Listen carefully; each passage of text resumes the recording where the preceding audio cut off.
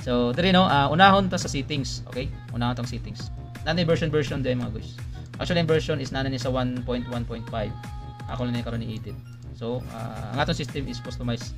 Pwede na ito maka-customize. Okay, so sa settings ng data management, may ito gibutang query data with AI. So, ang purpose na ni mga guys, kung if ever nga nanay ni siya data, ang atong system maka-query or pwede ka din maka-ask, or kung kinsa ba ang pinaka-highest KPI karon nga month o karon nga tuig, pwede ka lang maka-chat direct, no? Do AI ba? AI good. So maka-query ka, but ang imong question dapat is within your system lang.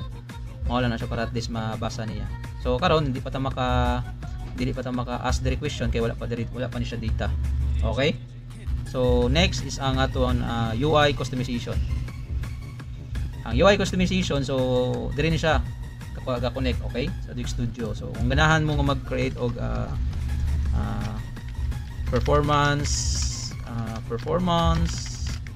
appraisal, performance system. So tanawa, kita na nimo sa header ma-change na. Automatic na siya mga guys. Automatic na siya. Dili ka na mag-save, no? Automatic na siya.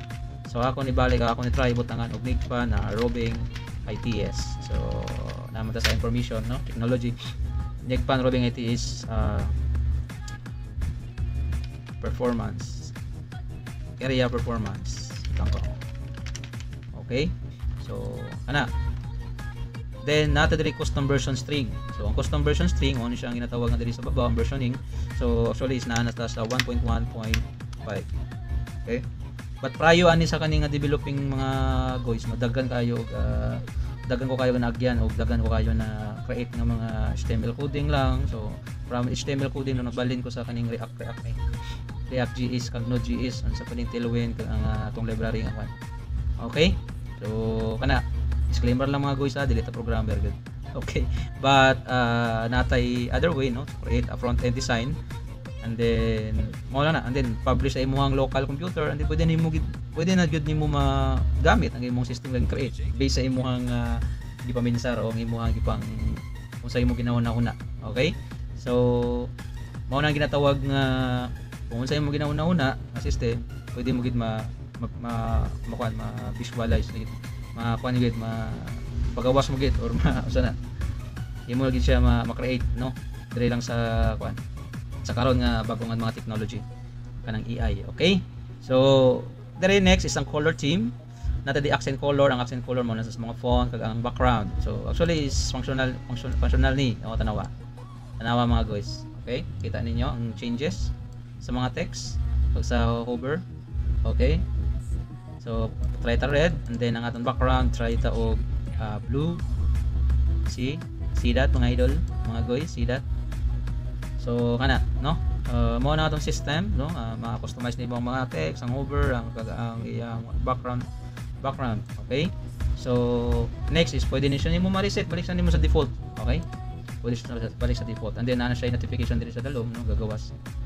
Okay, and then next na ko create nga tab visibility para at least if ever nga dili ko need ang kanang tab, pwede lang siya mawala diri. Okay, pwede lang siya mawala kag kung ano lang imong gusto ipagawas.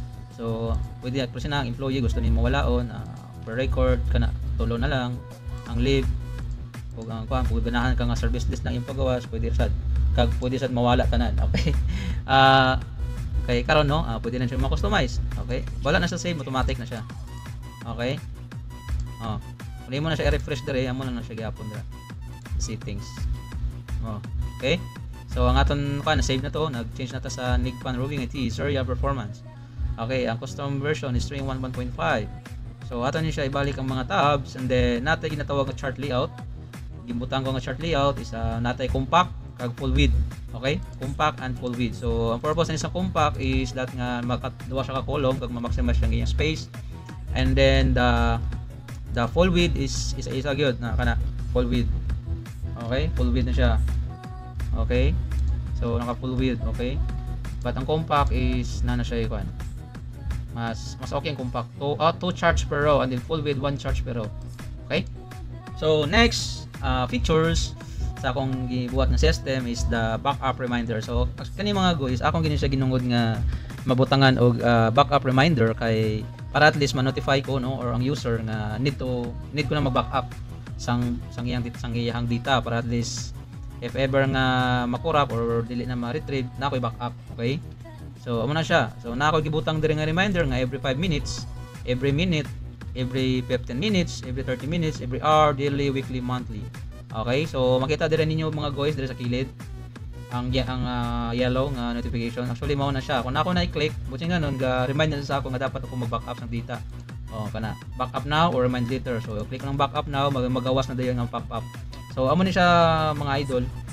Ko agi ingon sa inyo nga pwede ka maka-save locally sa imo system or sa imo computer, but katong automatic siya og backup. Sa karon murag dili pa natin ma-perform o dili pa natin ma-provide kay still ongoing pa ako searching sa possibilities o sa solution sa kana nga features ng automatic. Okay, mas mayo maging mag-automatic. Okay, so pwede na siya mamutang sa download niya, click lang ka dira array KPI background. So ang file day format niya is naka JSON. Okay, naka JSON. So pwede na siya ma-save. So mao na to, na-save na. Okay na, mao na siyang KPI nimo backup. Backup na siya mo data. Okay? Backup na siya mo data. And then mao na siya na may na-diri team nga mga idol nga mawala na tong notification diri. Okay? So kung mawala na ting notification, backup. So ang aton remind me is every 5 minutes. So try naton 5 minutes lang. So after sa aton discussion dito guys, nana sa dira og gilo, no? Nana sa gilo dira. Every 5 minutes mo gibutang nato, i-set. Okay, next is ang main dashboard logo. Upload the logo for the main application. So pwede ta ko ka choose sa imo kuan. So kana. Okay. Click na ko. Okay, so ang atong gali kuan gali. Okay. Wala gali gawas ang aton mga pop-up. Okay. Okay, so katong mag-pop-up sa backup is wala na gawas diri sa atong recording kay naka-kwanta. Naka Windows, naka-select lang sa specific nga window ang aton display. So ato ni siya i-adjust para at least makita nyo karon no, dugay magbalik atong backup. So next naton balik is ang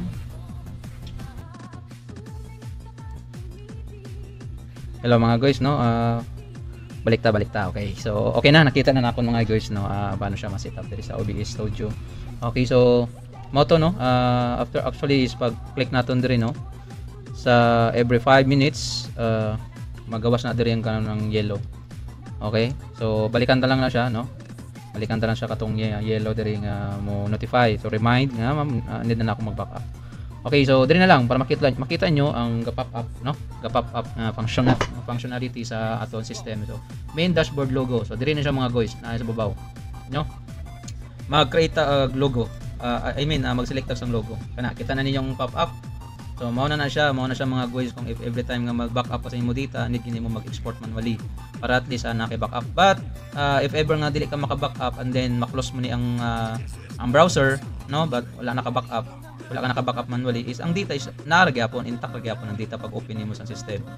Okay, diri sa browser kay naka-stored naman na dito sa Chrome storage. But ang imo nang bantayan, hindi mo lang gyud siya pag i-clear data or i-clear cache. Okay? So kanara mga guys. So select na diri no sa logo naton.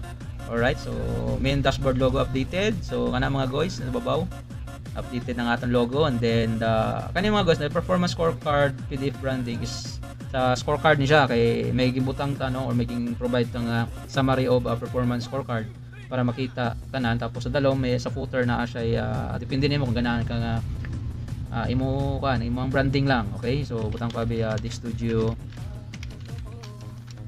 Dig Studio AI Creation. Okay, makita ra na dito unya if natay data. And then also pwede sad ta maka-create og logo nga to Okay? So kana pwede sad ta maka-create og logo. Same lang gyapon nga logo. Okay, and then sa diri nga area is save records. Save scorecard branding. Sa scorecard na siya nga branding, but kining main dashboard is automatic na siya nga ma-save dayon.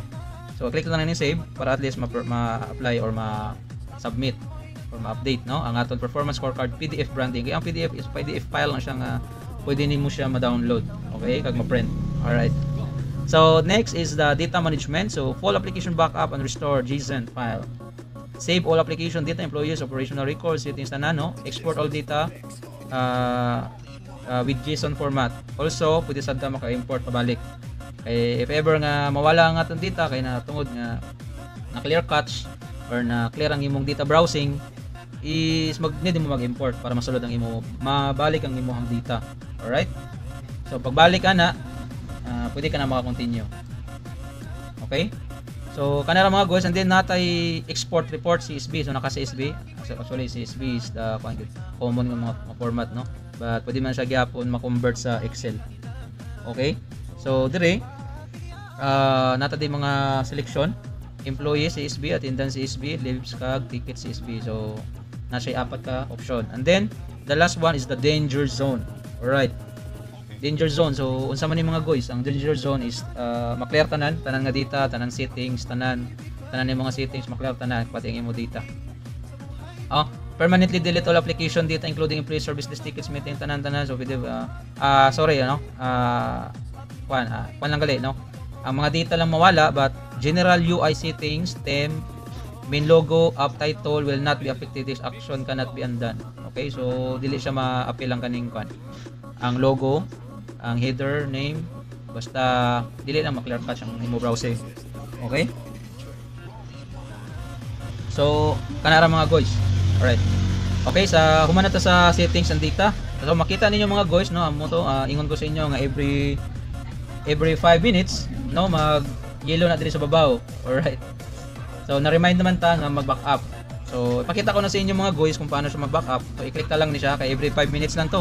Every 5 minutes lang to ang aton backup diri. Okay, every 5 minutes. So adjust ko lang na yung ako na camera. Alright. Okay, so ato na, tingog na. Okay, so click na lang niyang kwan ang notification na siya backup reminder. I-click na lang backup now. So dito export successfully backup time stop. Okay, so mo ni giningon ko ganiha mga guys na pwede ka maka-backup diri. Butang mo lang, pangitaan mo lang imo director specific folder nga ganahan ka kung nasaan nimo i-save as backup. I-click mo lang save, so already access lang. Okay, para ma-replace lang. So kana mga guys, okay na? Goods na? Goods na? Okay, so okay na nga atong settings na configure na naton, no? Tanan. Dili na ta sa employees configuration. Okay, pasunod tan aton sa danay ni i-discuss ang employees configuration. Okay? So